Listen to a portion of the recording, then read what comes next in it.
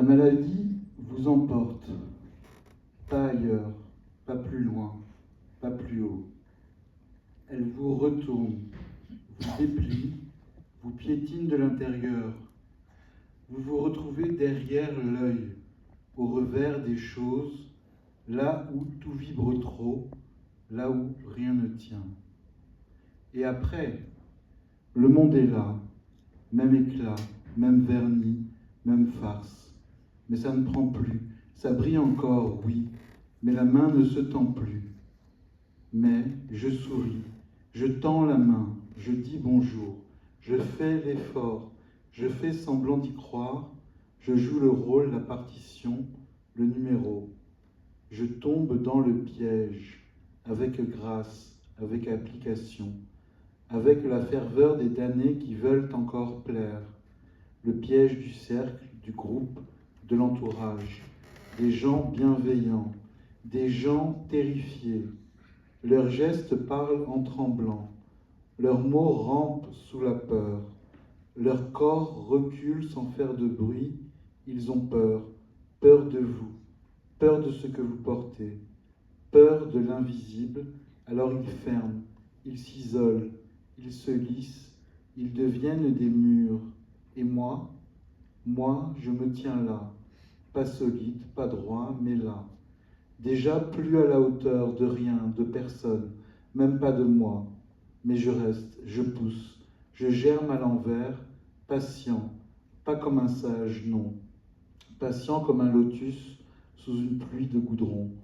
Patient comme une question qu'on n'a jamais posée, et peut-être, qu'en regardant longtemps le bourbier, j'y verrai un reflet, une lumière fêlée, un goût, un parfum d'avant, et ce jour-là, je croirai encore aux délices, aux choses possibles pour nous, pour ceux qui ne tiennent plus qu'à un fil, mais qui tiennent encore debout.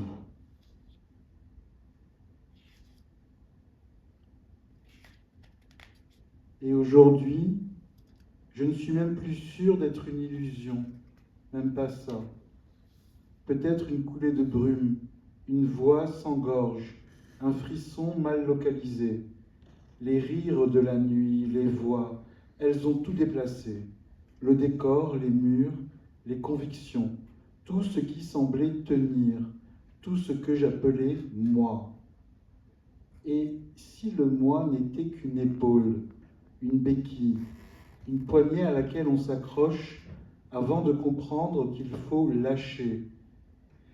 Et si cette citadelle intérieure, ce bastion de certitude, n'était qu'un passage, un appui provisoire avant une bascule plus vaste, un éclatement, un fondu, un abandon vers autre chose, quelque chose qui nous dépasse, qui nous relie, qui fait de chacun de nous non pas une île, mais un souffle parmi d'autres, un être commun, un chant partagé, une vibration collective.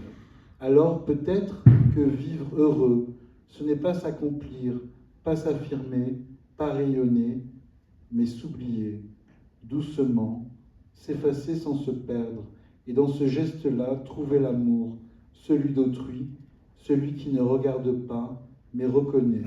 Et si c'était ça la seule sortie, la seule lumière. Depuis mes décompensations, je ne suis plus sûr de rien. Rien, pas même de ce corps, pas même de ce nom, et sûrement pas de moi-même. Le monde est là, oui, tel que je le perçois, sans voix, aujourd'hui, mais qui me dit que demain, des forces impénétrables, invisibles, muettes, ne viendront pas retirer, effacer, renverser l'évidence même de ce que je tiens pour vrai? Qui me garantit que ce réel-là n'est pas une peau fragile sur une matière plus floue, plus mouvante, plus intentionnelle? Parce que je soupçonne, oui, que l'univers, loin d'être fixe, loin d'être là pour nous, et peut-être formé des intentions de celui qui le traverse. Une matière de possible, tendue, malléable, sensible au désir, aux peurs, au regard, une pensée collective peut-être, qui rêve sa forme un songe à plusieurs, et qui, au moindre soupçon d'égoïsme, se désagrège. Oui, je le sens, quand les volontés se courbent, penchées, avares, tournées vers un miracle pour soi seul, le monde se referme, il se rétracte, il fuit. Le miracle, s'il existe, ne s'ouvre que pour les mains ouvertes, pas pour les poings serrés. Et moi, je suis là, à douter, à penser que tout cela, même mes soupçons, sont des éclats d'une matière plus vaste, plus tendre, plus indomptable. Et je me tais parce que tout ce que je dis pourrait déjà être faux au moment même où je le pense. Mais je continue à tendre l'oreille parce que dans le silence, parfois, quelque chose, une intention, divague encore.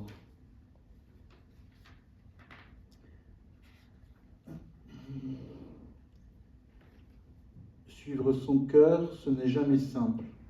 Il hésite, il se trompe, il fatigue, à force de lutter contre tout ce qui l'empêche d'avancer. L'ombre, le doute, l'usure des jours sans réponse. Il faut affronter l'incompréhension, les détours inutiles, les murs qu'on ne voit qu'au moment de s'y cogner. Il faut tenir bon quand tout pousse à lâcher, quand même l'envie de continuer semble trop lourde. Mais ce qui compte, c'est de marcher quand même, un pas, puis un autre, même à côté, même sans savoir où. Continuer, pas pour briller, pas pour gagner, mais parce qu'on est vivant et que c'est ça parfois exister. Choisir d'avancer dans le flou en espérant que le chemin finira par apparaître. Mais comment ne pas fuir cette habitude du malheur, cette manière de croire que tout est déjà foutu? Peut-être qu'on peut, à force d'efforts, attraper une autre larme, celle qui ne vient pas du chagrin, mais de la joie simple de s'être levé encore, de continuer malgré nous.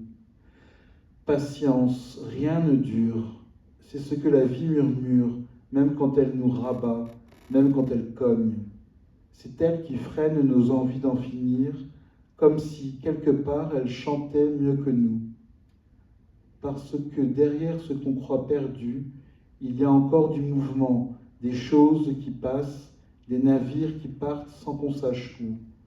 Et peut-être qu'un jour quelqu'un, quelque part, reprendra ce qu'on a laissé derrière et s'en souviendra et comprendra que même les désespérés avaient tenté quelque chose.